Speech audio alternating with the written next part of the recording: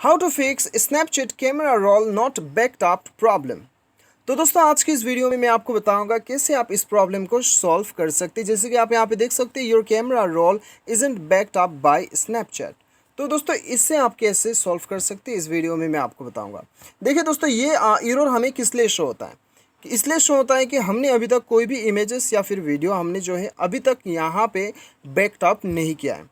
तो आपको क्या करना है, आपको सिंपली यहाँ पे कोई भी आपका फ़ोटो है वो फ़ोटो के आप यहाँ पे सेलेक्ट कर लीजिए और सेलेक्ट करने के बाद में यहाँ पे आप सेलेक्ट मार्क कर दीजिए। उसके बाद में आपको नीचे मूव दिखाई दे रहा है, मूव पे क्लिक करना है।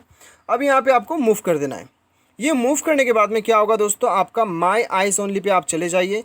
तो यहाँ पे एक पासवर्ड बनाने के लिए आपको ऑप्शन दिया जाएगा। मैंने ऑलरेडी बनाया है तो मैं यहाँ पे लॉगिन कर लेता हूँ। अभी यहाँ पे दोस्तों आपका फ़ोटो जो है ये बैकअप हो चुका है, ठीक है। अभी कैमरा रोल पे चले जाइएगा यहाँ पे।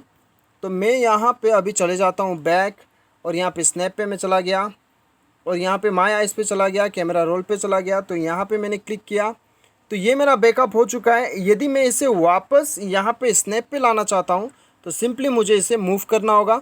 तो मूव होने के बाद में स्नैप पे भी ये आ चुका है, आप देख सकते हो।